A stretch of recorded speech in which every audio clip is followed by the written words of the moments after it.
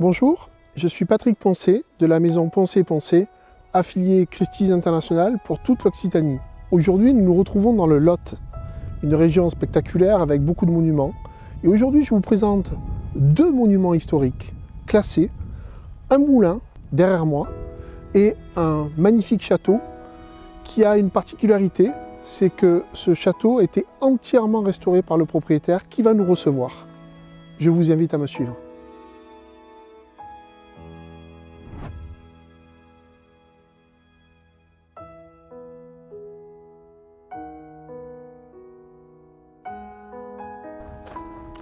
Bonjour Patrick. C'est une joie de vous accueillir. Comment allez-vous? Très très bien.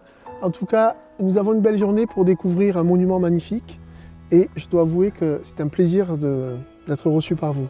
Écoutez, vous verrez, je pense que le plaisir va être décuplé au travers de la visite de ce château qui, je l'espère, sera éblouissante pour vous. J'en suis sûr. Merci Patrick de nous recevoir dans ce lieu magique. Pouvez-vous nous dire un peu plus sur ce château qui est dans le Lot, le château de Surac? Avec plaisir. Je rajouterai d'ailleurs qu'il fait partie des 5 châteaux majeurs du Lot et je pense qu'on peut le résumer au travers de 4 périodes majeures.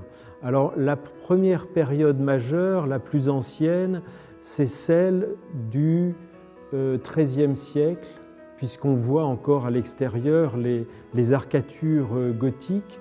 Et ce château qui était plus effilé va disparaître. Il va disparaître pour un motif particulier. La famille de Cardaillac, donc les Cardaillac sont les animateurs, les constructeurs de cette bâtisse, vont l'ériger et sous Louis XI, le château va disparaître du fait d'une collusion des Cardaillac avec les ducs de Bourgogne et la couronne d'Angleterre. Et donc cette petite partie XIIIe siècle que vous voyez avec les arcatures qui sont comblées aujourd'hui fait partie de ce premier château.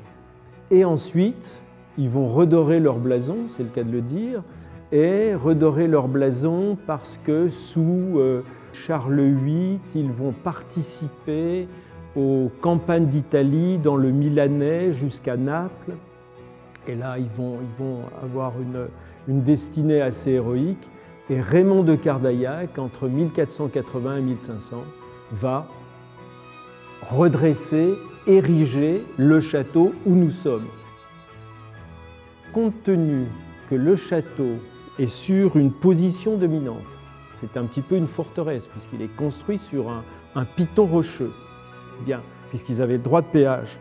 Donc, ce château, compte tenu de sa position et compte tenu une nouvelle fois de l'erreur que commettront les Cardaillac, puisque n'oublions pas qu'en France, le roi est catholique de droit divin, le gouverneur du Quercy, donc un sujet du roi, se convertit au protestantisme, ça veut dire qu'il va à l'encontre de son roi.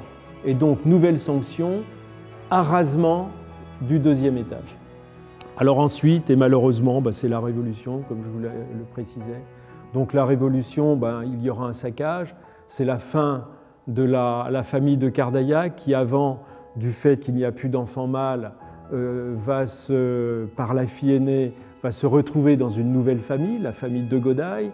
Et à partir de ce moment-là, donc, les révolutionnaires vont arrêter le marquis de Godaille dans son château. Il sera conduit à Paris, guillotiné avec tous ses serviteurs. Bon.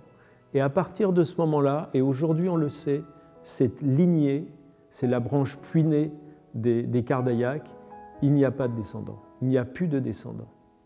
Donc le château, il est orphelin, il est vendu, comme beaucoup de châteaux, comme bien national, n'est-ce pas?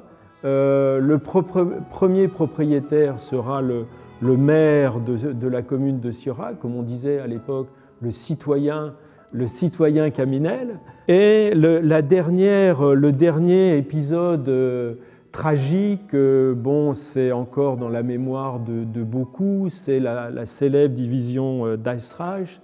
Il y a le débarquement en Normandie, ils remontent en Normandie, ils vont s'arrêter ici parce qu'il y a eu un acte de résistance. Donc ils investissent le château, ils ne trouvent personne, on pensait que c'était le siège de la résistance du Quercy, et là ils vont mettre le feu d'autant plus facilement qu'il y a de la paille. Donc on met le feu, et le château, dixit des personnes qui ont visité le château, que j'ai rencontrées, le château va brûler 8 jours, sans interruption. Et du fait que le château a été classé en 1937, le moulin a été classé en 1936, donc les monuments historiques vont appeler le propriétaire en lui disant « Monsieur, on vous demande instamment de rénover votre château ». Et là, les Caminel difficilement vont, comment dirais-je, mettre un petit peu à la main à la pâte. Ils vont commencer un peu curieusement à restaurer le château au niveau de la toiture conique qui est en cèdre. Et ensuite, ils vont s'atteler au château. Ils l'ont montré pendant 2 siècles, ils n'ont pu rien faire, faute de moyens, donc là, ils abandonnent. Ils abandonnent, et c'est là que l'ancienne propriétaire et moi-même, nous allons, pendant au moins 20 ans pour sa part, 5 années pour ma part, restaurer ce château sous la direction de l'architecte en chef des monuments historiques. Il y a des pierres qui ont été changées, la toiture a été changée, et tout a été fait, du fait qu'il est classé monument historique, sur les bases connues. Rien n'a été changé. Donc l'authenticité du château est réelle et très positive. Vous le voyez, Patrick, quand on y est, on a l'impression d'être véritablement dans un château du XVe siècle. Le lieu est magique, et je dois avouer que cette porte provoque beaucoup d'émotions. Le travail qu'a fait le compagnon est extraordinaire. Est-ce que vous pouvez me parler d'un petit détail du château? Vous savez, ce château, c'est un château de transition, dans le sens où aujourd'hui, donc, vous avez un escalier monumental qui est unique en France. Et surtout, ce qui m'étonne, ils ont creusé dans la pierre une rampe. Ici, nous avons je dirais presque une lumière intérieure dans ce château qui est assez unique et exceptionnelle.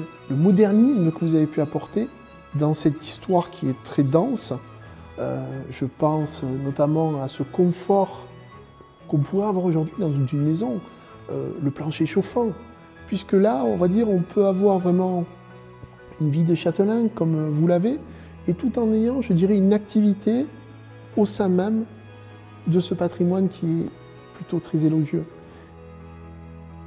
Patrick, je tiens à vous remercier chaleureusement de votre accueil, de nous avoir plongé dans une grande partie de l'histoire de ce lieu. Et je voulais vous dire que nous allons nous voir bientôt avec un passionné qui nous regarde sûrement. Nous avons donc un château qui a une superficie d'environ 600 mètres carrés. La totalité des bâtiments, des annexes avec le château, nous avons à peu près 1200 mètres carrés. Et ensuite, vous avez le parc à la française, sur lequel nous avons cette poésie à la française, je dirais, qui a ce côté magique qui porte ce château. Je vous remercie encore. Cette vidéo vous a été présentée par la maison Poncé, Christie's International. Mille merci et je vous dis à très bientôt.